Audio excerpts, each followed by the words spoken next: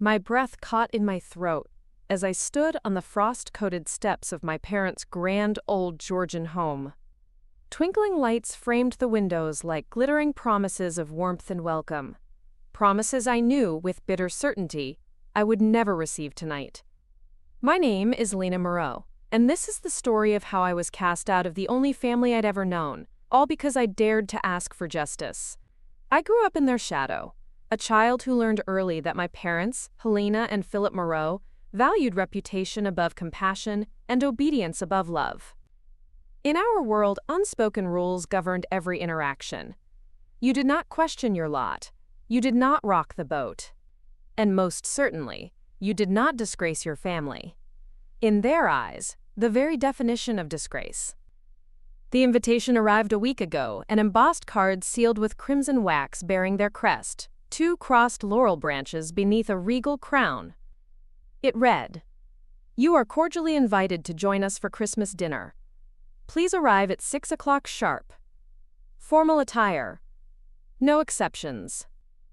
I smiled when I saw it. They had always sent those cards, even when I was a toddler, traipsing through the halls in my pajamas. This year's message felt like a lifeline, a signal that, despite our estrangement, I still mattered. But I knew better. I knew the steel in my mother's voice when she sent that card, the ice in my father's gaze, years before, when he forbade me from speaking at that charity gala for the homeless, an issue I cared deeply about. I stepped inside, expecting the familiar warmth of a crackling fire and the rich scent of pine mixed with roasting chestnuts. Instead, I was met with cold silence. The crystal chandelier overhead sparkled against the polished mahogany table laid out in painstaking perfection.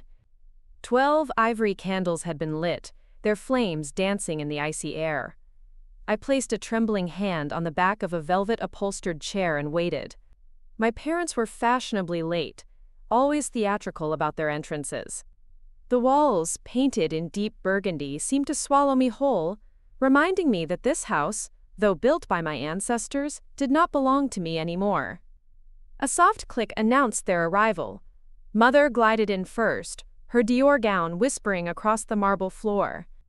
She offered me a nod, graceful, distant, as though I were a painting she admired from afar. Father joined her a moment later, his crisp tuxedo unwrinkled, his eyes steely. "Lena," my mother said, her voice like velvet over steel, "thank you for coming." I forced a smile. "Thank you for the invitation." My heart hammered as I searched their faces for any hint of warmth. There was none. Instead, my father raised a slender hand, and a quarterly statement fluttered down onto the table between us. The paper bore the logo of Connolly and Fairfax Retirement Trust. "I've frozen your account," he said. "Consider it fair." My heart froze. The retirement fund they'd coerced me into contributing to for years. My savings for the future, now beyond my reach. They had taken everything from me. "Because you went behind our backs with that charity," my mother continued, voice clipped. "You embarrassed us." I opened my mouth to protest, but no words came. Instead, I felt something shift inside me, something fierce and resolute. Every betrayal, every slight, every heartbreak they had inflicted returned to me now as fuel. That night, beneath the glow of holiday lights and the false cheer of expensive decorations, I made a choice. I would not be silenced. I would not be cast aside. I would fight back, and I would win. The table waited. The meal would begin in minutes. And I, Lena Moreau, stood poised in the center of a family drama more tangled than any I'd known. Something in the candlelight shimmered as I rose from my chair. I straightened my spine and inhaled slowly, tasting the promise of justice. The door behind me locked with a soft click. Before we jump back in, tell us where you're from. If this story moves you, please subscribe. Tomorrow I have a special story for you. I stood frozen in that cavernous dining room, the air heavy with the ghost of a warmth that had long since vanished. The locked door behind me was their final statement. My parents, in all their brittle grace, sealing me out of the life they built on control and silence. But they didn't know me, Not really. Not the Lena who had learned to adapt in boardrooms that smelled of old money and older secrets. Not the Lena who could smile sweetly while maneuvering knives between words. Not the Lena who had spent the last 3 years studying exactly how the Connolly and Fairfax Retirement Trust operated. I walked out of that house without a coat, my breath misting before me as I crossed the gravel drive. The security guard at the end of the path gave me a pitying glance before turning back to his booth. Let them all think I was a lost little girl. I wasn't lost. I was sharpening my teeth. At home, my small rented flat that smelled faintly of jasmine and cold coffee, I sank into the battered leather armchair I'd rescued from a flea market. My phone buzzed on the coffee table. A message from my best friend, Orla Quinn. Orla, with her neon hair and cutting humor, had been the only one who knew exactly how deep my parents' claws went. Orla, did they really ban you? Worse, they froze my account. Orla, bastards. But they forgot who taught me to hold a knife. I'm going to freeze them right back. I could almost see Orla's grin, her fingers tapping out lightning-fast responses. Orla, want backup? Lena, not yet, but stay close. I spent that night tearing through my old folders, digital and physical. I pulled bank statements, traced wire transfers, and built a timeline of every shady maneuver my parents had ever used to pad their wealth.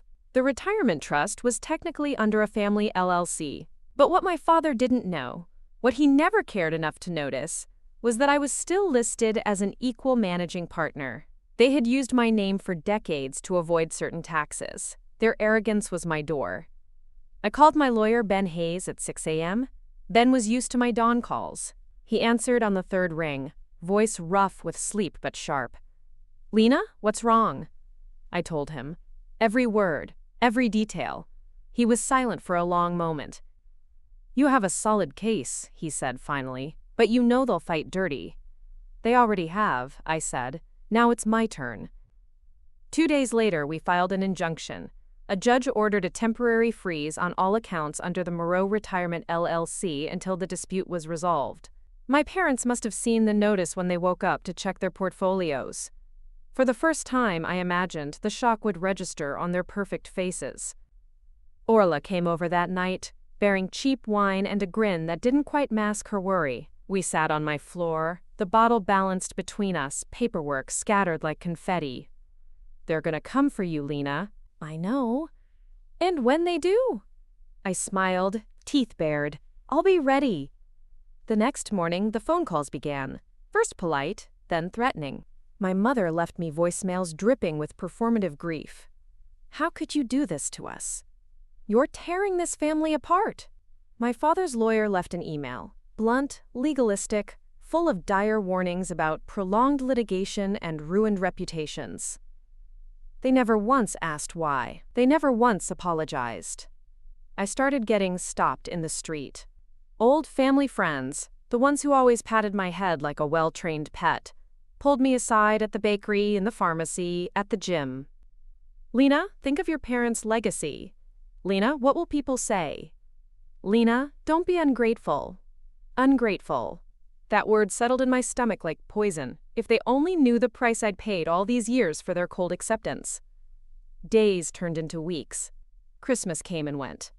I spent the holiday in my flat, Orla beside me, watching terrible holiday movies and making toasts to my freedom with mugs of spiked cocoa. Outside, snow fell in lazy drifts. Inside, I plotted. Ben called just after midnight on New Year's Eve. They're offering a settlement. I laughed. Of course they were. They wanted this buried. No scandal, no headlines, just silence.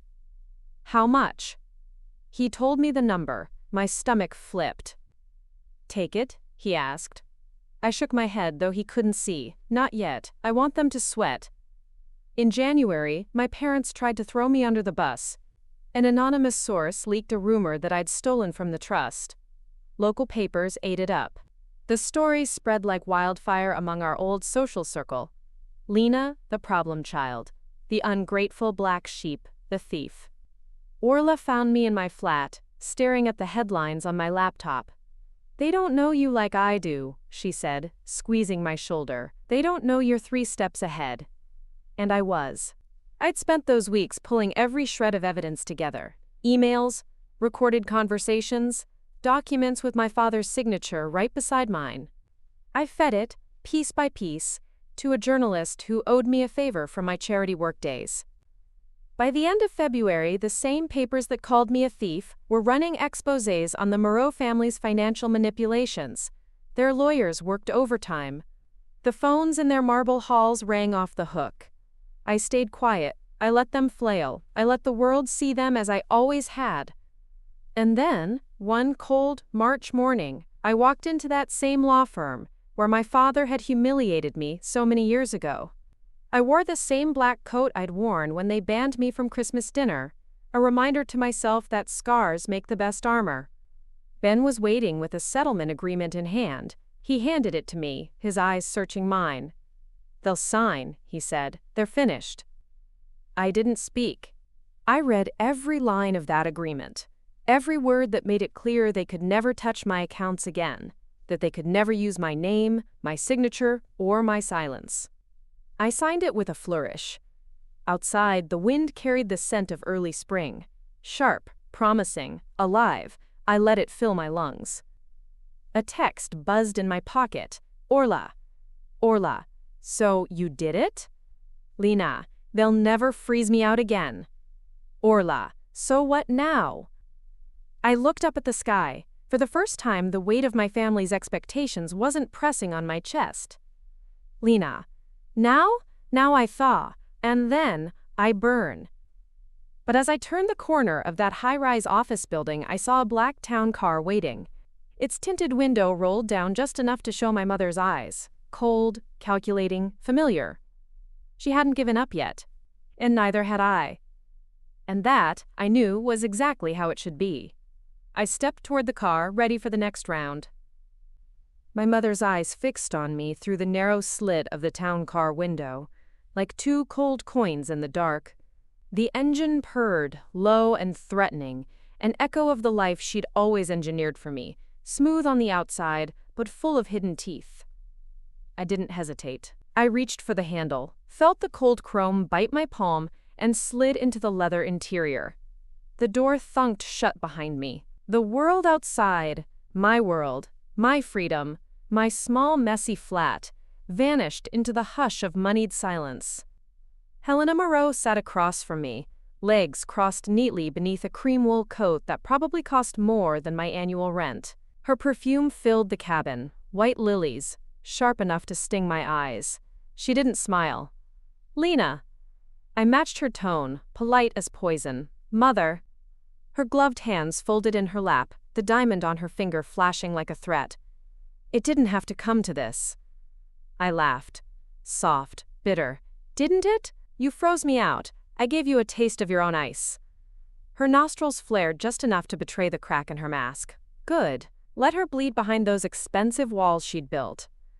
I know what you think you've done, she said, her voice silk over glass. But you don't know the whole picture. You never did. I leaned forward, my breath fogging the space between us. Enlighten me. A muscle twitched in her jaw. For a moment, I almost saw the mother I'd dreamed of as a child. A mother who might explain, who might apologize. But that fantasy had died 1,000 deaths already. We're prepared to offer you something better than this public charade, she said at last. A position, a seat at the table. You're good at this, Lena, ruthless, sharp. Join us. Come home. The words washed over me like acid rain. I pictured the holiday table, me seated at their side, obedient, grateful, complicit. A Moreau by name and nothing more. Do you think I want your scraps? I asked. My voice barely rose above the hum of the heater. Do you think after everything I'd crawl back for a taste of your poison? Her eyes narrowed. Careful, pride will ruin you. No, Mother, I said, feeling the words settle deep in my bones. You taught me that pride is the only thing that ever saved me. The car stopped at a light. Outside, London's winter wind lashed against the windows. A man in a threadbare coat huddled under a street lamp, plastic bags tied around his shoes to keep out the cold. I wondered how many people my parents had crushed to keep their fires burning. Helena followed my gaze. You're not like them, Lena. You never will be. No, I agreed. I won't be like you either. The light turned green. The car slid forward, but the distance between us felt like miles of open ice. I pressed my hand to the door. The driver didn't stop me, he knew better.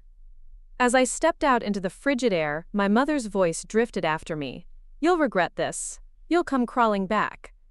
I didn't turn around. I didn't have to. Back in my flat, I found Orla waiting. She was perched on the windowsill like a punk rock gargoyle, watching the street with restless energy.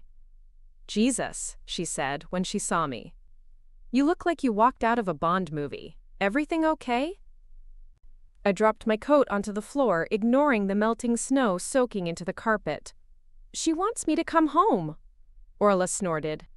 And did you tell her to shove it up her perfectly tailored arse? I laughed, a real laugh this time. Something like that. She swung her legs down, face turning serious. You know she's not done, right? I know. Then we need to move faster. And that was Orla, always ready for war. Together we spent the next 3 days, tearing apart every remaining connection my parents had to my name. I signed documents. We closed loopholes. We shifted assets. Ben filed new motions to block their appeals. Every paper was a nail in the coffin of the old life they tried to chain me to. I didn't sleep much. My dreams were riddled with memories of Christmas dinners that started with fake smiles and ended with slammed doors, of my mother's voice behind my bedroom wall, whispering to my father about the disappointment I'd become, of cold car rides home from boarding school where no one spoke a word. On the 4th night, I found myself sitting on my kitchen floor, back pressed to the fridge, staring at my hands. They looked so steady, but inside, something trembled, a truth I hadn't said out loud. What if they were right? What if fighting them meant becoming like them? Orla found me there, bleary-eyed and half-broken. She sat down beside me, her neon hair a halo in the flickering light. They want you to doubt yourself, she murmured. That's their last weapon, don't let them. I leaned my head against her shoulder. For the first time in weeks, I let the tears come, quiet, exhausted, human. When I woke the next morning, I felt lighter. The fear was still there, but it no longer owned me. 2 days later, Ben called again. Your parents filed a motion to dissolve the freeze. We need to be in court tomorrow. I stared at my reflection in the window. Dark circles under my eyes, hair pulled back in a messy knot. I looked like a woman at the end of her rope, but my spine stayed straight. Then we'll be there. Orla pressed a flask into my hand on the courthouse steps. Irish courage, she said, or at least good for your nerves. Inside, the courtroom smelled like old wood and stale perfume. My parents sat at their table, their lawyers flanking them like loyal hounds. My mother's eyes flicked to mine, and for a heartbeat I thought I saw something close to fear. The hearing lasted hours. Paperwork, arguments, counter-arguments. I watched my father's hands tremble as the judge read through our filings. I watched my mother's perfect mask crack when the judge upheld the freeze and hinted at criminal investigations into the trust's mismanagement. They didn't look at me when it was over, they just stood and left, their silhouettes shrinking in the grand hallway. Outside, Orla caught me in a bear hug. You did it. Not yet, I whispered, but soon. And that night, as I lay in my bed staring at the ceiling, my phone buzzed again, a blocked number. I almost let it go, but something in my gut made me answer. Lena Moreau? The voice was unfamiliar, older, clipped, precise. Yes? I represent someone with an interest in your family's business, someone who'd like to meet, off the record. My pulse thudded in my ears. Who are you? The line went dead. I sat there in the darkness, my heart pounding out a new truth. This war was bigger than I'd imagined, and I had no idea what waited in the shadows. But I would find out. I would face them all. Because I was done being the girl they thought they could freeze out. I was Lena Moreau, and I was ready to burn it all down. The phone call rattled around in my head for days, every syllable echoing like a dare. Someone out there knew more than they should. Someone with a voice so calm it slipped under my skin and burrowed in deep.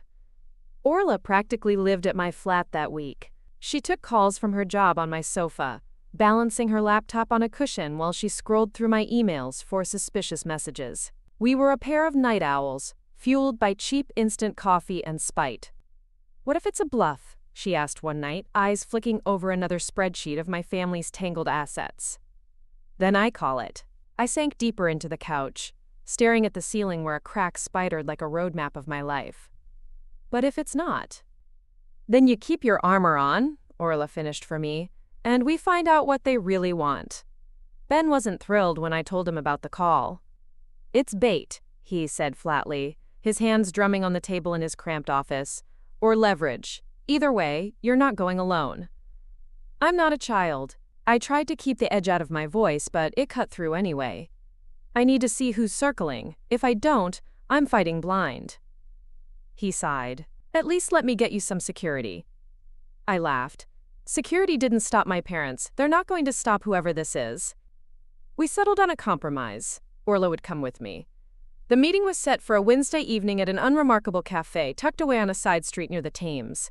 Rain slashed the windows, London's perpetual winter drizzle dripping from the awning overhead.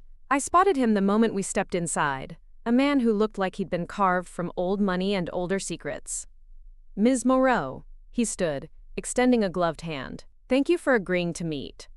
I didn't shake it. Orla slid into the booth next to me, arms crossed, neon hair a defiant splash of color in the cafe's muted gloom. "Who do you represent?" I asked. He folded his hands neatly. "A consortium, interested parties who have watched your family's operations for some time." I barked a laugh. "So you're vultures." He didn't flinch. "Consider us opportunists. You've created quite the rift, Ms. Moreau, and rifts expose vulnerabilities." Orla leaned forward. "Cut the cryptic crap. You want her to do what?" He ignored her, eyes locked on mine. "Your parents are going to bleed. You can drag this through the courts for years, or you can settle, or you can help us dismantle what they've built entirely." My fingers drummed on the table. "Why would I trust you?" "Because," he said, sliding a folder across the table, "we already know where the bodies are buried." Inside were names, dates, wire transfers that never appeared in any of my father's meticulously scrubbed records. Offshore accounts, shell companies, bribes that tied them to projects I hadn't even known existed. I flipped through it, my stomach churning. Orla peered over my shoulder, her breath sharp. "Jesus, Lena, this is nuclear." The man's voice was soft, almost kind. "Use it, or don't, but understand, this is bigger than you. Bigger than your mother's dinner table games. There are people who want the Moreau dynasty gutted." I closed the folder and slid it back to him. "Keep it. If I decide to fight with you, I'll come find you." A thin smile. "As you wish. But be quick. Opportunities have an expiration date." He stood, coat swirling around him like a shadow. As he disappeared into the rain, I realized I was shaking. Not from fear, but from the sheer size of the storm I'd walked into. Orla broke the silence first. "Are you really thinking about working with those creeps?" "I'm thinking," I said, voice low, "that I've spent my life fighting with one hand tied behind my back. Maybe it's time to use every weapon I have." The next day, my parents made their move. I woke to Ben's voice on my voicemail, taut with frustration. "They're countersuing, defamation, breach of fiduciary duty, every ugly trick in the book." I laughed into my pillow. Of course they were. The Moreaus never admitted defeat. They just sharpened their knives. Orla read through the new filings with me over cheap takeaway. "They want to bury you in legal fees," she muttered, shoving noodles into her mouth. "Run you dry until you crawl back." "They'll run out of money before I run out of fight," I said, though my hands trembled around my chopsticks. At night, sleep refused to come. I lay awake replaying my mother's last words in the town car. "You'll regret this." I wondered if, deep down, she was right. Maybe I would. But the alternative, sitting quietly while they fed on me like they'd always done, was unthinkable. By Friday, Ben had lined up a meeting with a financial forensics team. "If there's more rot under the floorboards, they'll find it," he promised. We gathered in a rented boardroom above a dusty antique shop, Orla brewing terrible instant coffee while I presented a decade's worth of ledgers, trust documents, and charity filings. Halfway through, one of the analysts, a wiry woman named Mags, pushed her glasses up her nose. "Your mother and father used a subsidiary in Luxembourg to move pension funds," she said. "Illegally, if you ask me. If this gets out, they're toast." I met her eyes, my throat tight. "It's not enough for them to be toast. I want them to feel every second of it." Mags cracked a grin. "Then we'll burn it all the way down." That night, Orla and I sat on my balcony, wrapped in blankets against the cold. The city stretched below us, a tangle of lights and secrets. "If you do this," she said, "there's no going back." I sipped my wine, the glass trembling. There was no going back the moment they locked that door behind me. She bumped my shoulder. "Good, because I already told my boss I'm taking a leave of absence. You're stuck with me." I smiled. Wouldn't have it any other way. We sat there until dawn, watching the horizon bleed from black to bruised purple. Somewhere out there, my parents were probably planning their next move. But for the first time, I felt something close to hope. The fight was far from over. But neither was I. And come hell or high water, the next strike would be mine. I slipped back inside as my phone buzzed again, a message from a blocked number. This time, it read, "TikTok, Lena. Time's up." I stared at the words until they blurred into the promise I'd made myself on that frozen Christmas night. Never again would I let them choose my ending. And tomorrow, I would remind them exactly who they'd tried to banish from their table. For now, though, I let the city's heartbeat lull me to sleep, my mind already sharpening the blades for what came next. The city didn't sleep that week, and neither did I. Every hour seemed to bring a new volley, threatening emails from my parents' lawyers, subtle whispers in the press, trying to paint me as unstable, bitter, greedy. I could almost hear my mother's voice in every line, shame her, isolate her, break her resolve. But they underestimated how deeply I'd rooted myself since that frozen Christmas night. For every rumor they spread, I had a counterstory ready. For every defamation threat, Ben filed a motion of our own. For every shadow they threw, I turned on a spotlight.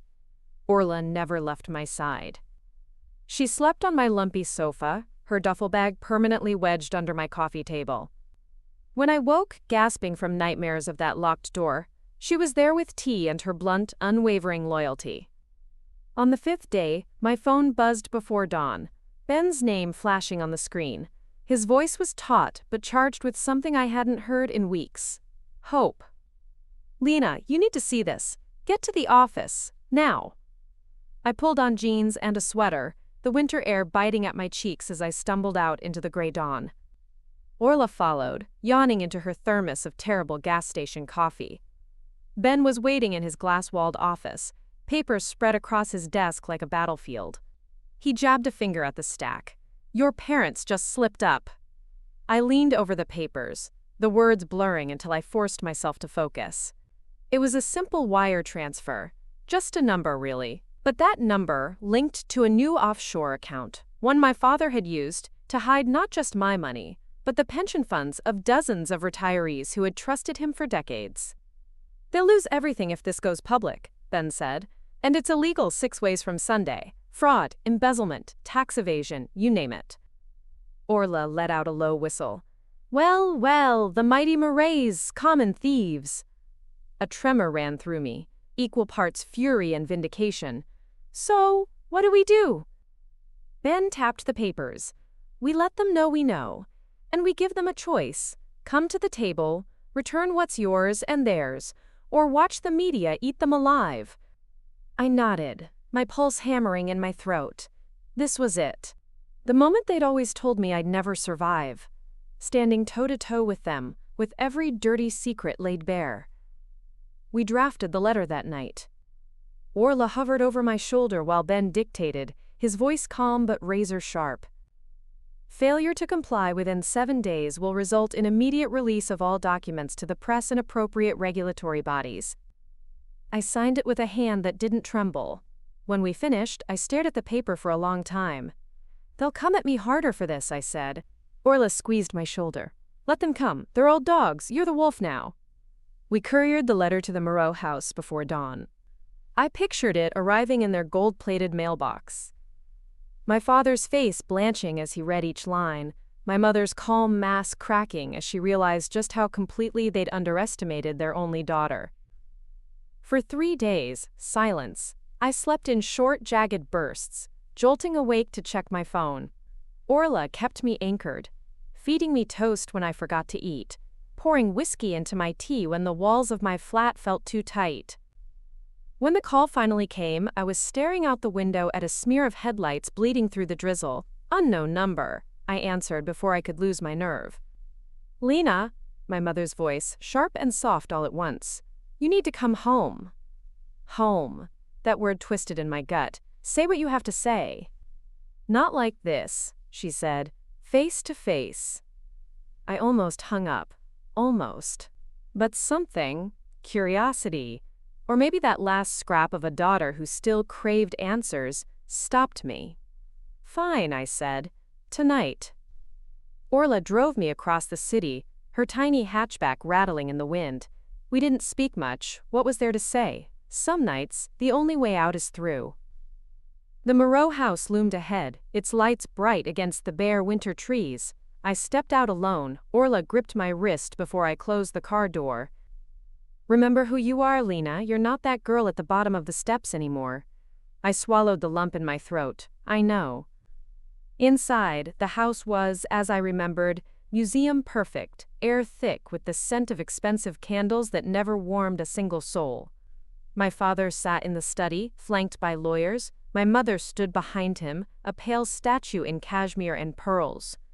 She gestured for the lawyers to leave. It was just us at last. "You've made this very ugly," she began. I laughed. "No, Mother, you did. I'm just shining a light." My father's hands trembled on the desk. "What do you want, Lena?" "My money. Theirs too." I pointed to the folder I'd brought. "A copy of every damning account number. And your silence. After this, you don't speak my name. You don't show up at my door. You don't leak stories about me. We're finished." My mother's eyes glittered, a storm trapped behind ice. "You'd ruin us."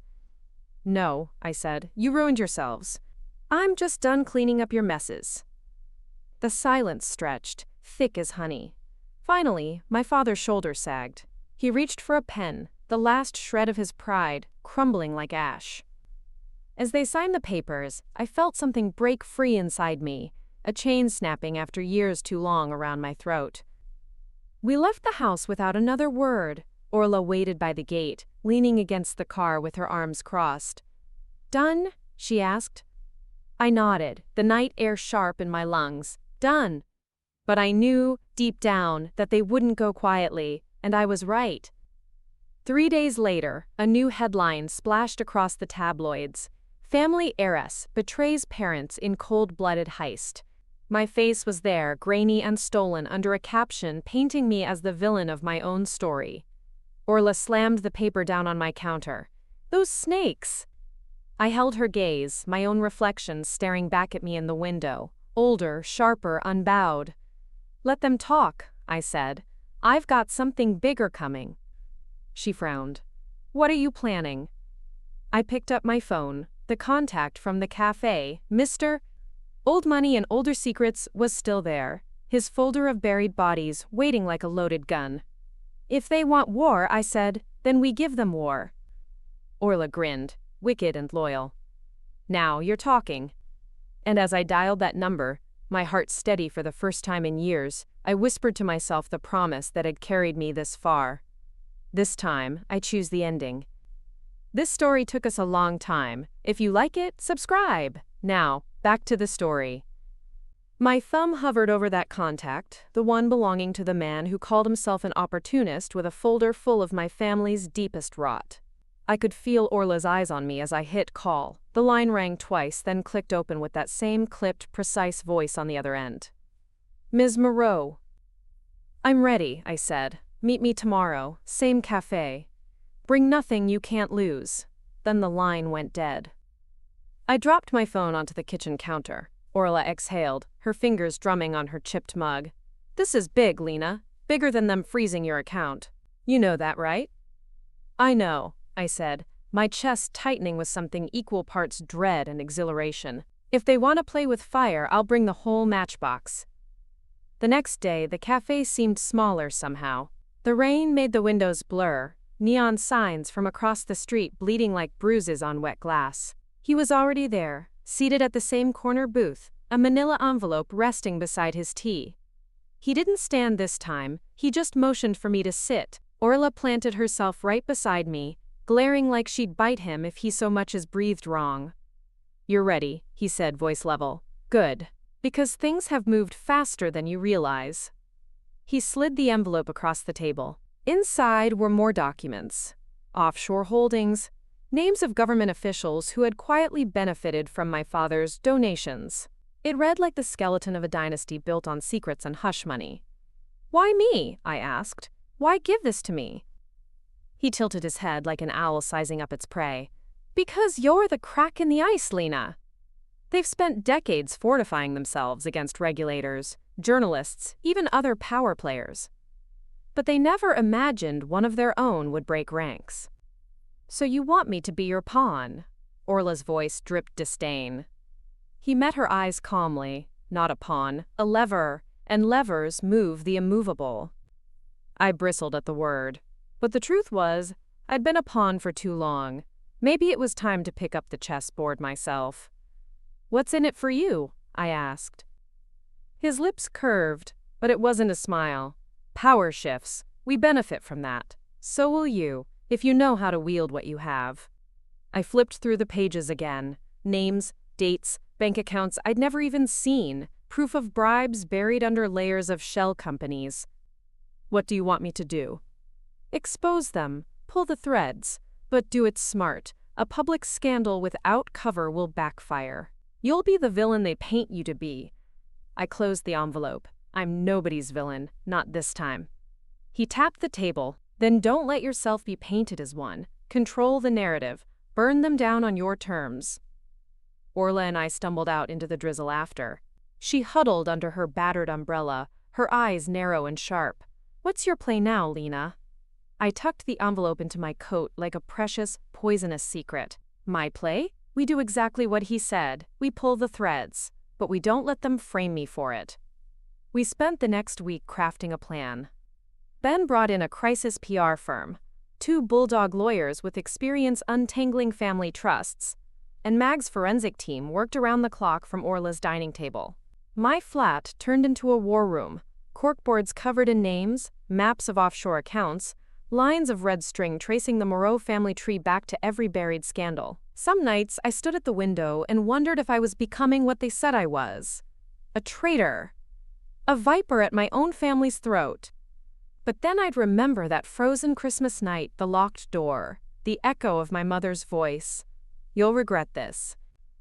"No," I thought, tracing the jagged lines on my corkboard. "Regret is for people who don't fight back." We went to the media first, quietly, surgically.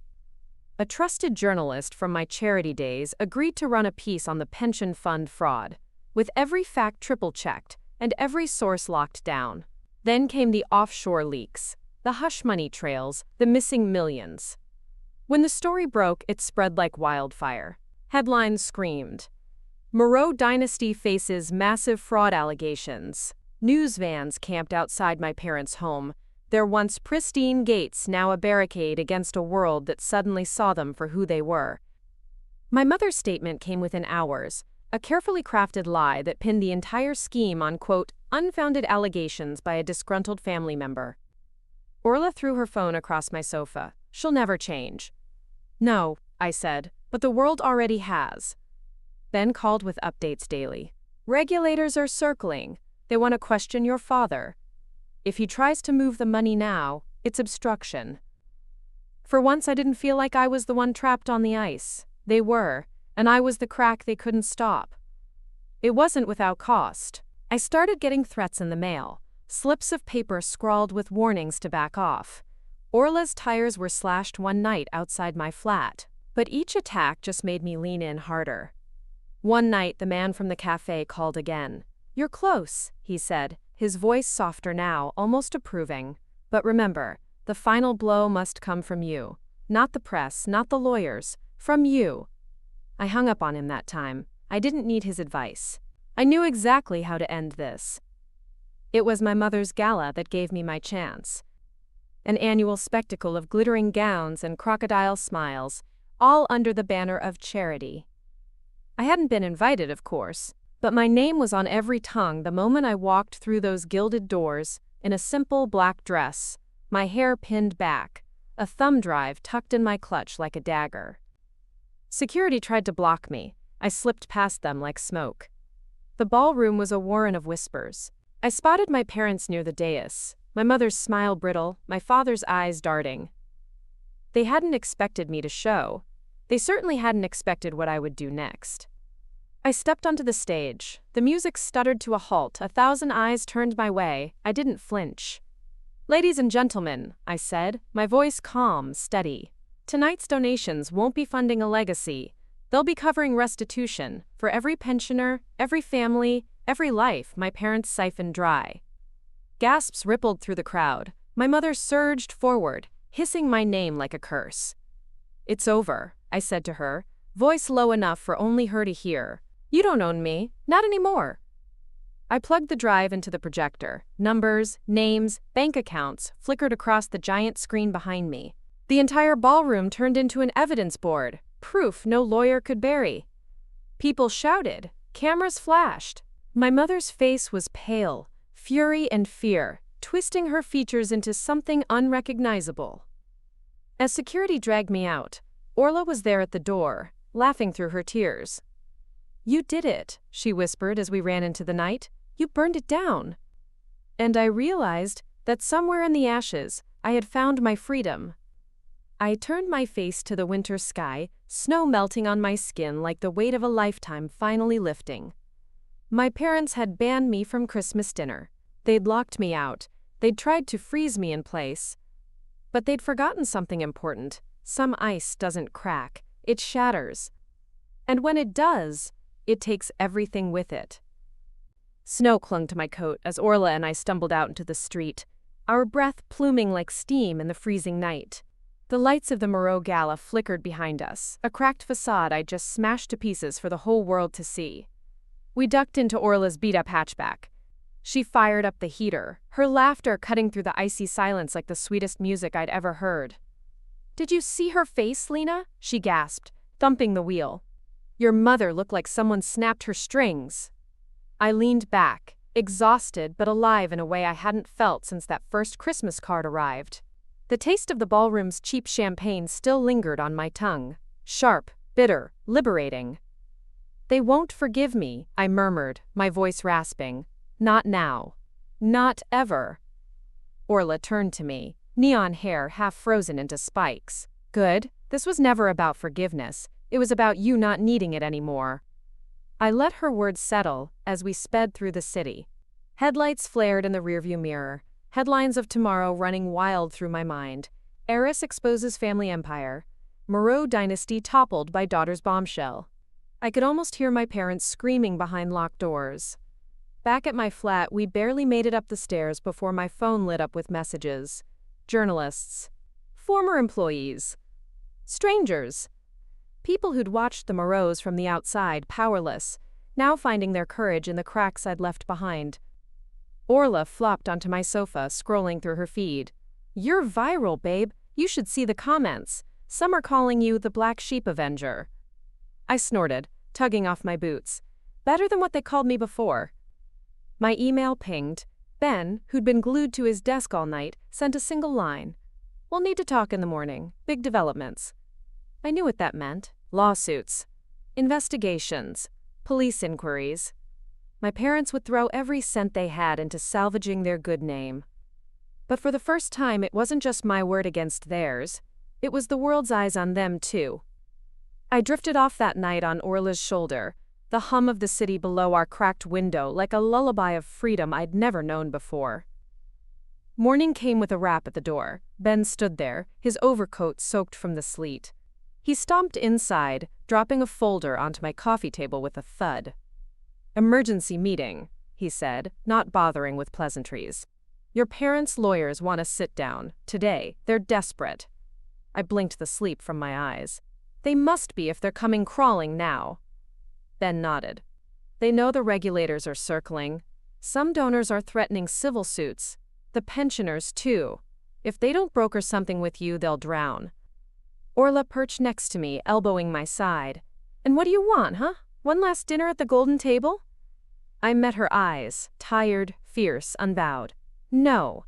I want them to choke on the silence they left me in.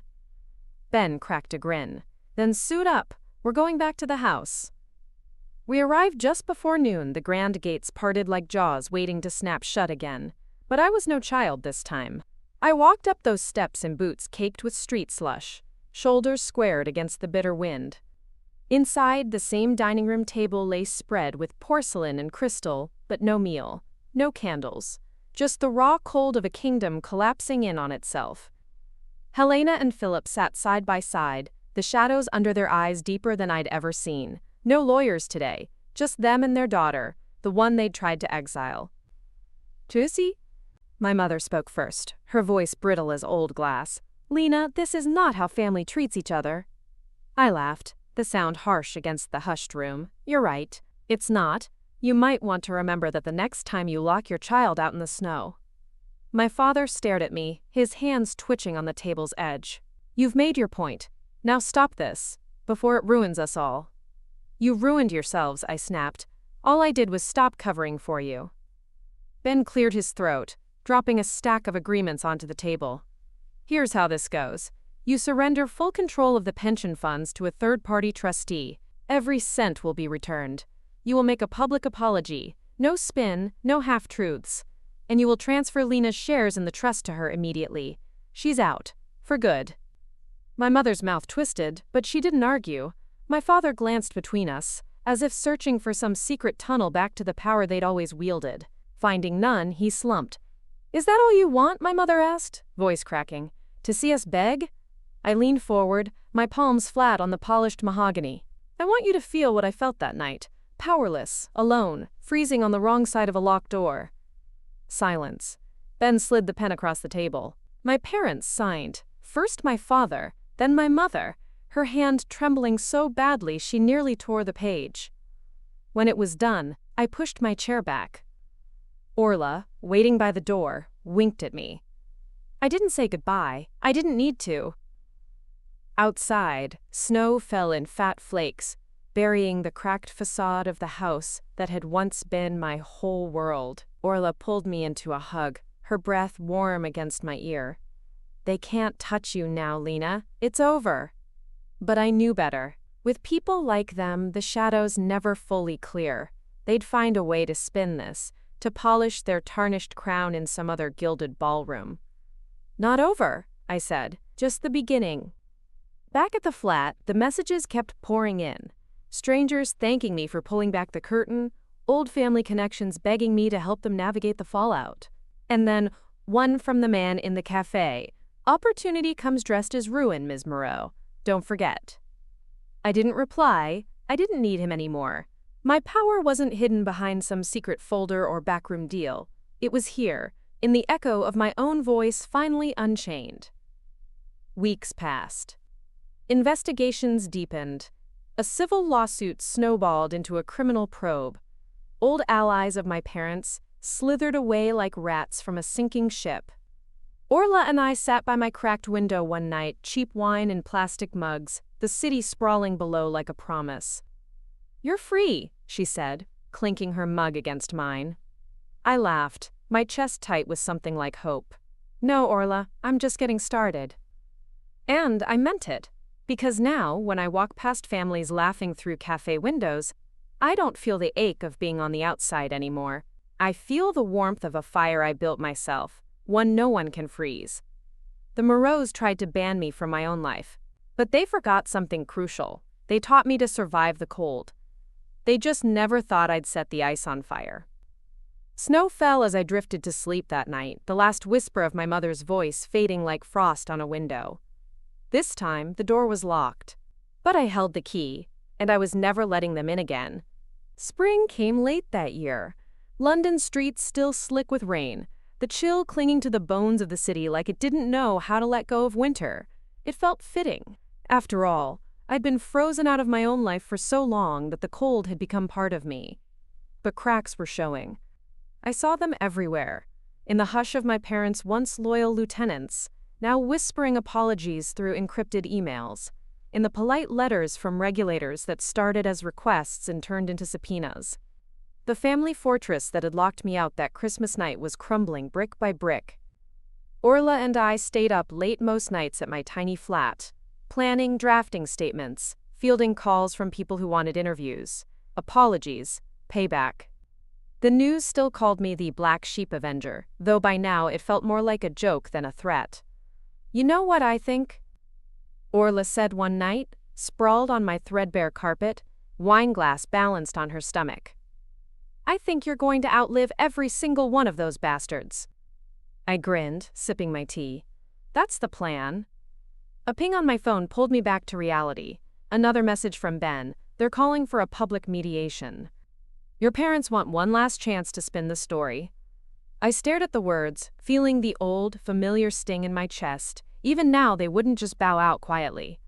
Even now, they'd rather drag me onto their stage one last time, try to twist the lights until I looked like the villain. "They're not worth it," Orla said when I read the message out loud. "No," I said, shaking my head, "but the people they hurt are. If I show up, maybe those people finally get to see the truth."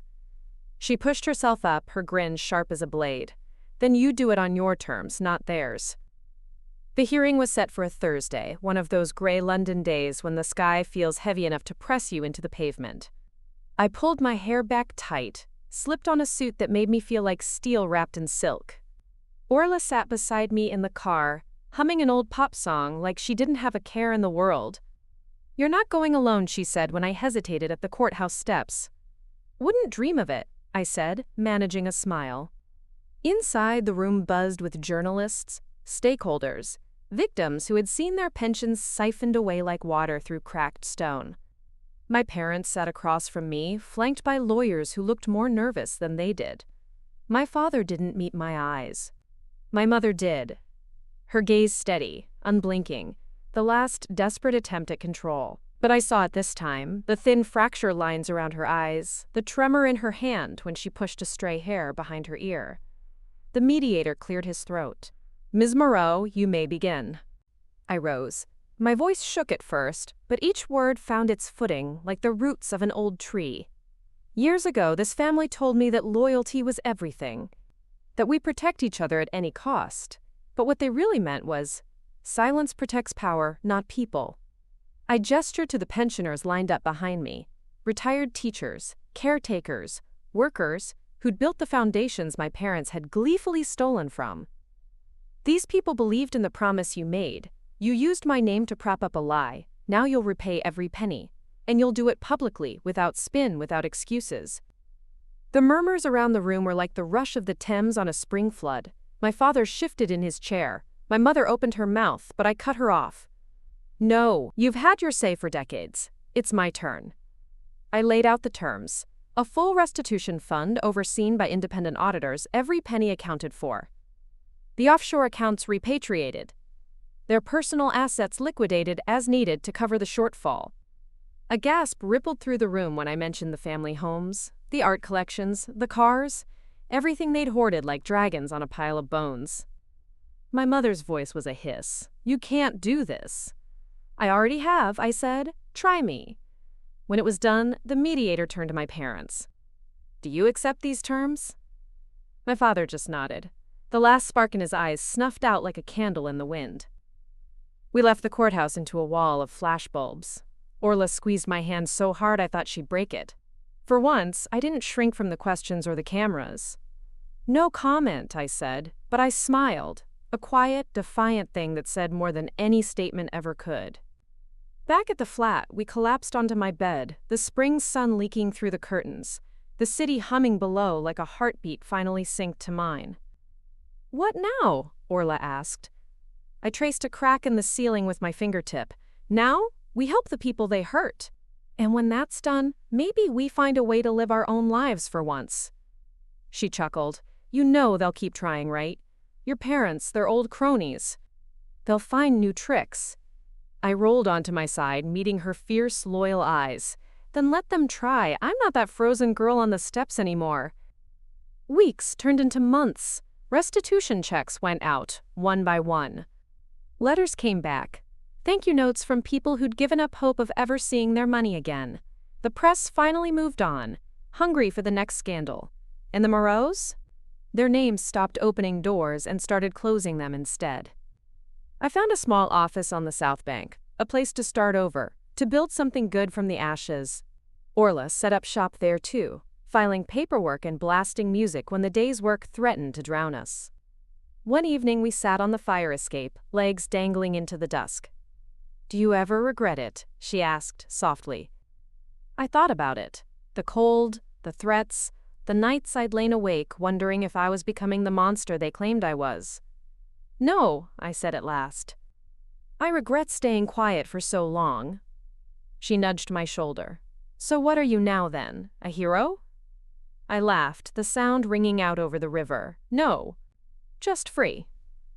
Below, the city lights flickered on, one by one, a reminder that even the darkest corners can find a way to glow again. And somewhere deep inside, where the ice used to be, I felt something warm unfurl, a new beginning that belonged to me alone. I thought back to that frozen night, the locked door, my parents' voices behind it. Never again. This time the lock was mine, and the key was staying exactly where it belonged, in my hands.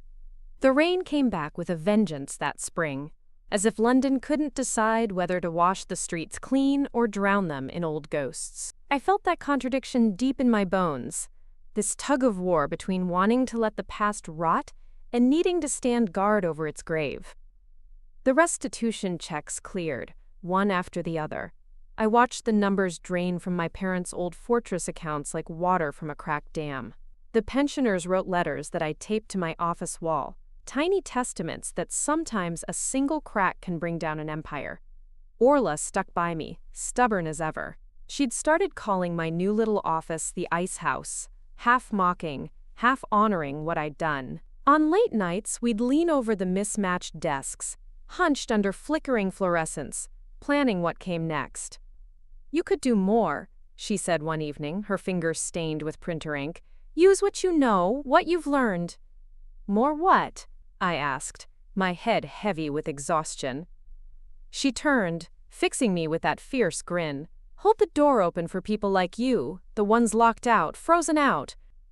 It stuck with me. Even when I went home to my tiny flat, still the same battered walls, still the same leaky radiator that hissed in the night. I felt the spark of it. Ben called every few days. The final settlements dragged on, court dates and paperwork piling up like the last dying gasp of the dynasty my parents had fought so viciously to protect. "They're going to try something," he warned me one morning, his voice scratchy from too much caffeine and too little sleep. "They've always got one more trick." "Let them," I said. "Every time they show their teeth, it just makes me stronger." But privately, I knew he was right. The man from the cafe, my shadowy opportunist, hadn't called in weeks. I felt his silence like a cold draft under a door, a reminder that power never really disappears. It just changes hands. One night, long after Orla had gone home, I stood by my office window watching the city lights blur in the drizzle. A soft buzz rattled my phone against the windowsill. "Unknown number." My stomach twisted. I answered. "Ms. Moreau," the clipped voice murmured. "You've done well." I bristled. "Don't congratulate me, you didn't do this." "No," he said, "but I see things you don't. You think your parents are done? They're not. They're moving pieces behind you. Abroad, old allies, new faces." "Why tell me?" "Because the crack you made is valuable, but only if you keep it open." "And you want to help me do that?" His chuckle was dry, brittle. "No, Miss Moreau. I want you to remember the cost if you don't. Good night." The line went dead. I stood there, pulse pounding, 1,000 scenarios unfurling like spiderwebs in my mind. Orla burst in the next morning, hair damp from the rain, eyes wide. "You're on the front page again." I grabbed her phone. A tabloid photo of my parents boarding a jet, captions screaming about rehabilitation retreats and, quote, new investments overseas. I sank into my chair, the fight inside me flaring all over again. They're trying to run. Orla slammed her palm on the table. Then we don't let them. We take this global. It took weeks. Nights spent hunched over spreadsheets of offshore shell companies. Days hunting down whistleblowers who'd buried their stories for fear of my family's reach. I called in every favor, every scrap of goodwill I'd earned when I'd torched the trust. Ben tried to slow me down. You've done enough, Lena. Walk away now. You can rebuild. But I knew there'd be no peace if I did. Not for the pensioners. Not for me. So I pressed on. Orla hacked through the digital paper trails with the glee of a fox in a henhouse. We built a network of ex-employees, disillusioned partners, even journalists from Europe and the States. When the final files landed on my desk, contracts proving my parents were funneling millions into a new venture meant to shelter their remaining fortune, I didn't feel fear. I felt relief, proof, fuel. We drafted the press release together at midnight. Orla's eyes sparkled as she clicked send. The backlash was instant. Headlines screamed, Moreau family flees as heiress strikes again. Asterisk news crews staked out the private airstrips. Frozen accounts were refrozen. My mother's last smug smile vanished into a haze of shutter clicks and shouted questions. I watched the coverage from the ice house, my mug of cold tea clutched to my chest. Orla sat cross-legged on my desk, a grin stretching from ear to ear. You're a legend now, she said. No, I murmured, staring at my reflection in the dark window, just a woman who refuses to be locked out ever again. The pensioners started calling again. Their gratitude warmed me more than any settlement ever could. Strangers sent letters, donations, offers to help me set up something bigger. A foundation, a watchdog group, a crack in the ice that would never seal over. And in the quiet hours, when the city finally slept, I lay awake wondering what it would be like to let the fire inside me cool, to live for something other than revenge. Orla must have seen it too. One night she sat beside me on the floor, back against the dusty file cabinets. You don't have to keep fighting forever, she said softly. You can build, be something new. I closed my eyes, the tension leaking from my shoulders. I know, but not yet. There's still more ice to shatter. Spring turned to early summer. The regulators pressed charges. Interpol flagged my parents' movements. Old allies abandoned ship. And me? I started to breathe again. Slowly, unevenly, but real. One afternoon I walked past the old Georgian house I'd once called home. The windows were dark now. No glittering lights, no polished cars in the drive. Just a monument to secrets and silence. I stood at the gate, the same spot where I'd once stood clutching an embossed Christmas invitation that meant nothing at all. I didn't cry. I didn't curse them. I just turned and walked away, the gravel crunching under my boots like applause. Back at the ice house, Orla had pinned up a new sign, the Moreau Foundation. Under it, a motto, no locked doors, no frozen accounts, ever. I traced the letters with my fingertips, a laugh bubbling up in my chest. This was it. The real ending. Not the one they wrote for me, the one I carved out of the storm. I texted Ben, "Oh, Quarks, we're ready for the next step." He replied instantly, "Proud of you, Lena, let's do this." Outside, the rain finally stopped. For the first time in a long time, the sun broke through the clouds, warm against my face. And in that warmth, I felt the old ice inside me crack for good. I was Lena Moreau, the girl they banned from the table, the woman who built her own instead. And this time, everyone was welcome to pull up a chair. The first thing you learn when you burn down your own history is that some embers never really die. They just wait, smoldering under the ash, ready to flare when the wind shifts. The wind shifted again that summer. I'd poured myself into the Moreau Foundation, my lifeline, my redemption. Every day people came through our battered old office door, clutching stories of the doors that had been slammed in their faces. Frozen accounts, withheld inheritances, embezzled pensions, echoes of my own story, sung in different keys. Orla called it the Reckoning Club. She said it half as a joke, half as a warning. Because while the people who came to us were grateful, The people we exposed were not. It started with late-night phone calls, hang-ups. Then veiled threats slipped under our office door, typed notes with nothing but my name and the word "enough" in bold caps. Ben doubled our security. Orla started carrying pepper spray, her neon hair tucked under a plain cap when she walked home at night. And me? I kept showing up every morning, mug of cold tea in one hand, my spine straight even when my hands trembled. Then came the lawsuit. A shell company linked to an old Moreau ally slapped the foundation with a defamation claim so bloated it read like a threat dressed up in legal jargon. Ben flipped through the pages in our conference room, shaking his head. They want to tie you up in court for years, Lena. This isn't about winning. It's about bleeding you dry. I folded my arms, glaring at the ream of paper. Let them try. I've bled before. I survived. Orla smirked across the table. And we've got your back. They can sue us all they want. They can't unspill the truth. She was right. But I knew this was just the opening salvo. The real war was still waiting to break through the cracks. In the middle of that storm, the man from the cafe reappeared. I should have known he would. He cornered me after a fundraiser one night, the city humming with summer heat, the River Thames reflecting a moon that looked too big for the sky. "Ms. Moreau," he drawled, stepping from the shadows like a ghost with polished shoes, "I see you're keeping busy." I didn't flinch. "If you're here to tell me to back down, you're wasting your breath." He laughed softly. "On the contrary, I'm here to remind you that your parents weren't your only enemies. When you start cutting heads off old monsters, you create space for new ones." I clenched my fists. "And you're what, the new monster?" "Not yet." He stepped closer, his cologne sharp, expensive, suffocating. "But if you keep pulling threads in public, you'll make enemies you can't fight in a courtroom. You'll need protection, real protection." "And you want me in your pocket?" I spat the words like they tasted rotten. He smiled. "No, Lena. I want you to remember that there are worse things than being locked out. Sometimes the door opens, and what's waiting inside eats you alive." He slipped a card into my coat pocket and vanished into the night, leaving me with nothing but the echo of my own heartbeat pounding like war drums.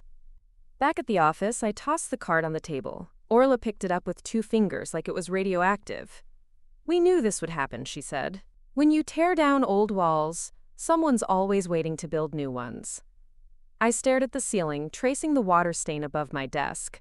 I won't trade one master for another. Not ever again.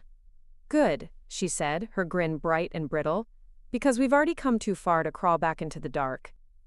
The defamation suit hit the headlines. My parents were suspiciously silent, but I recognized the fingerprints in every carefully leaked rumor, every whisper that the Moreau girl had gone too far, that she was ungrateful, unstable, driven by revenge. They didn't know that each lie fed my resolve. They didn't see the messages I got every day from people who said, "Keep going, keep breaking the ice." So I did.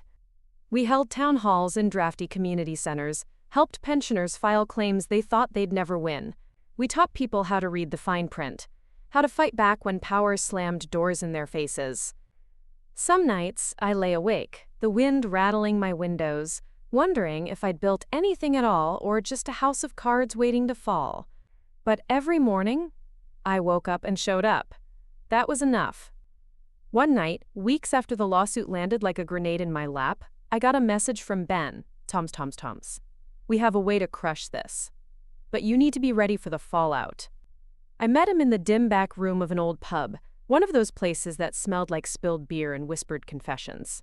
He laid out the plan, a countersuit with evidence that the shell company was just another arm of the old Moreau empire, a final play to drag the last hidden rot into the light. "They'll come for you," he warned, "harder than before." "Let them," I said. "I've been living in the cold for years. I can survive a little more winter." The court date felt like déjà vu, another marble hallway, another panel of lawyers glaring at me like I was a fox in their henhouse. Orla squeezed my hand before they called my name. "You ready?" she asked. I thought about that locked door on Christmas night, my breath frosting in the dark. I thought about the pensioners who'd hugged me when the restitution checks arrived. The kids who'd sat outside our office with protest signs when the defamation suit hit the news. "Yeah," I said, my pulse steady. "I'm ready." I testified for hours. Page after page of bank statements, whistleblower reports, the paper trail that proved the lawsuit was nothing but a muzzle disguised as justice. When the judge ruled in our favor, I felt the last ice shard in my chest melt away. The foundation would stand. So would I. The next day, I walked past the old Georgian house again. It looked smaller now, shuttered windows, a for sale sign drooping in the drizzle. A relic of a power that once defined me and now meant nothing at all. I didn't stop. I didn't need to. The door they'd locked behind me was gone, and so was the girl who'd waited on the steps for someone to let her back in. I met Orla at the office that night, our battered signs swinging in the wind. She handed me a fresh cup of tea, her eyes dancing with mischief. "So what now, Ms. Moreau?" I traced the letters on the window. No locked doors, no frozen accounts, ever. "Now?" I said, my voice calm, certain. "Now we leave the door wide open. For everyone they ever tried to freeze out." The city lights shimmered on the wet streets outside, warm and sharp as the fire in my chest. This was mine. This was real. And they would never shut me out again. The summer rain had eased off by the time the final countersuit cleared. London bloomed in that brief, sweet window of warmth that made the entire city feel like it could forgive itself for being gray so much of the year. I stood by the tall windows of the foundation's new space, bigger than the ice house, with paint that didn't peel and floors that didn't groan under our boots. Orla had insisted on fairy lights strung across the beams, claiming they made it look like a place where revolutions could bloom quietly, one story at a time. The old cracked sign, "No locked doors, no frozen accounts, ever," asterisk, still hung in the entryway, a reminder and a promise. But the cold still tried to seep in. The settlement didn't stop the threats. Some nights I'd come home to find envelopes under my door, clippings from old headlines twisted into warnings. Orla got calls at 2 a.m, her name spat like a curse by voices that always hung up before the line went dead. Ben doubled our legal defenses. He joked that I'd single-handedly revived his ulcer. I told him to bill me twice for his antacids. But I didn't stop, couldn't, because every week more people showed up. The girl who'd been cut from her scholarship when her guardian borrowed her trust fund. The elderly couple who'd been locked out of their own house by an estranged relative who forged their signatures. The charity volunteer who'd uncovered financial rot so deep, it made my family's trickery look quaint. I remembered what the man from the cafe had said about new monsters waiting when you tear down the old ones. He was right. But so was I. The only way to keep the shadows at bay was to stand with the people who'd never been allowed to hold the light. That August, Orla and I found ourselves at a dusty town hall meeting in the Midlands, helping a room full of pensioners navigate paperwork so thick it could have papered the walls. I watched her bounce from table to table, hair a neon banner that made every lawyer in the room twitch. When we finally slipped outside for air, Orla leaned back against the brick wall, her grin tired but unstoppable. "You ever miss it?" she asked. "The old days? When all you wanted was a seat at that Christmas table." I thought about that for a long second, the smell of my mother's expensive candles, the hush of the locked door clicking shut behind me. "No," I said softly. "I don't miss the table. I just wish I'd known sooner that I could build my own." She nudged me with her elbow. "Well, you did, and you left the door wide open, babe." But the cracks had a way of finding me. One night, a letter arrived at my flat. No stamp, no postmark. Inside, a photograph of me and Orla outside the foundation, a red X scrawled across my chest. I pressed it to the table, the paper trembling under my fingertips. Orla snatched it up, rage flashing across her face. "Cowards, hiding behind paper threats." "It's a warning," I murmured. "The old guard's not dead yet." "Then let them crawl out from under their rocks," she spat. "We've got sunlight now." Ben wanted me to lay low. "Disappear for a bit," he said over the phone, voice thick with worry. "Take a break." But how do you rest when the fight lives in your bones? When the ice they left you in never really thawed, but instead turned into armor? I spent those nights walking the river path instead, my breath misting in the warm air, the lights of the city reflected like a promise on the Thames. I thought about every door they'd slammed in my face, every cold dinner, every time they made me feel like a ghost at my own table. And then I thought about the people we'd helped, the letters tacked to my wall, the families that didn't have to wait for someone to let them in anymore. It was enough. It had to be. Autumn came. With it, the Foundation's first official audit, proof to every doubter that what we built wasn't just a rebellion, but something that would last long after the last Moreau rumor faded. Orla stood next to me as we watched the final signatures dry on the paperwork. "You did it," she said, her voice softer than I'd ever heard it. "They can't touch you now." I turned to her, my throat tight.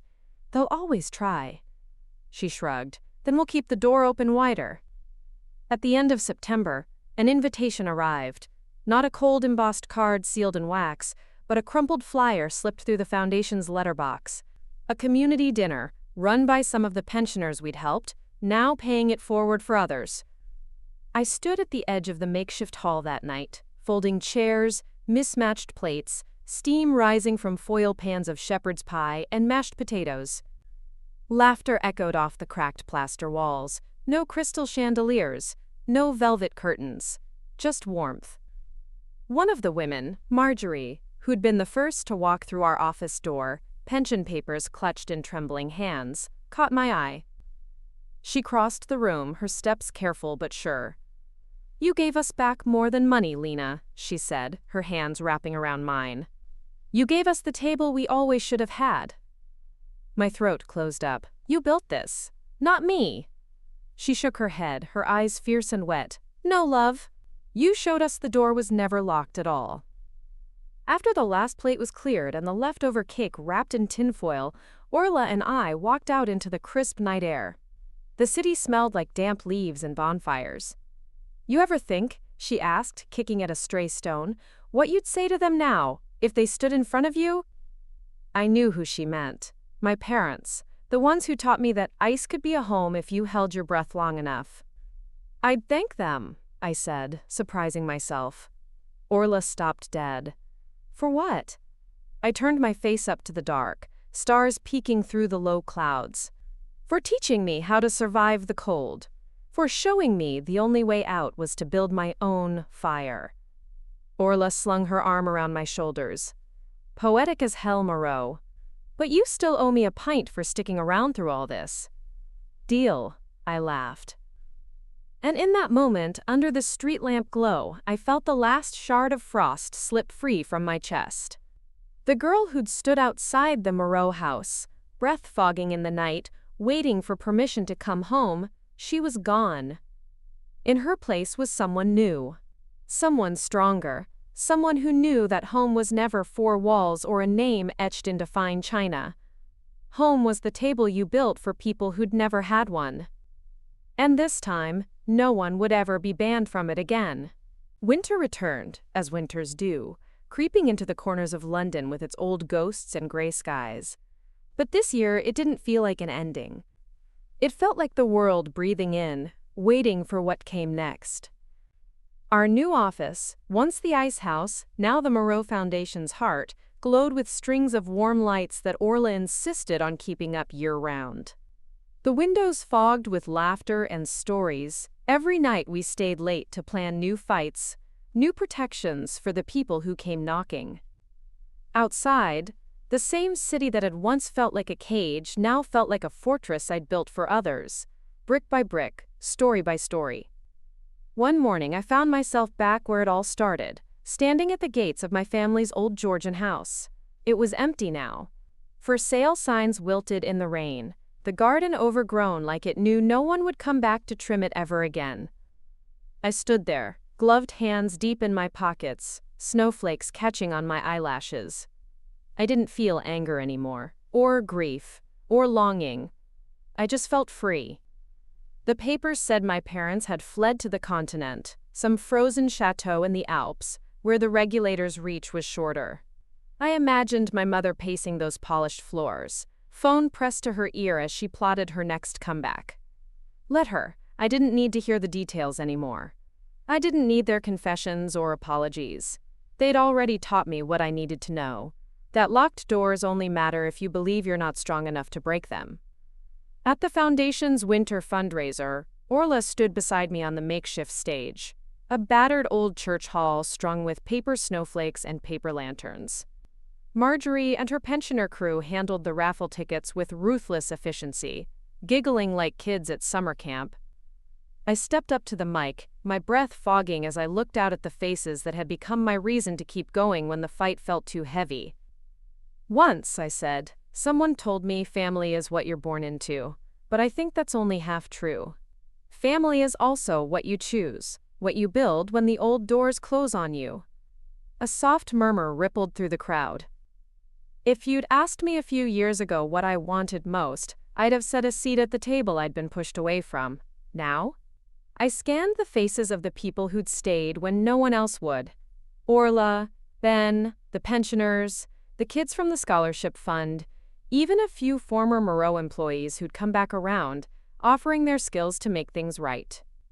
Now, I continued, my voice steady, I want to make sure that no one ever has to beg for a place to belong, not here, not ever again. The room burst into applause, the kind that rattles the walls and shakes loose every last ghost hiding in the rafters. Orla grabbed my hand as I stepped down, her grin wide enough to split her face.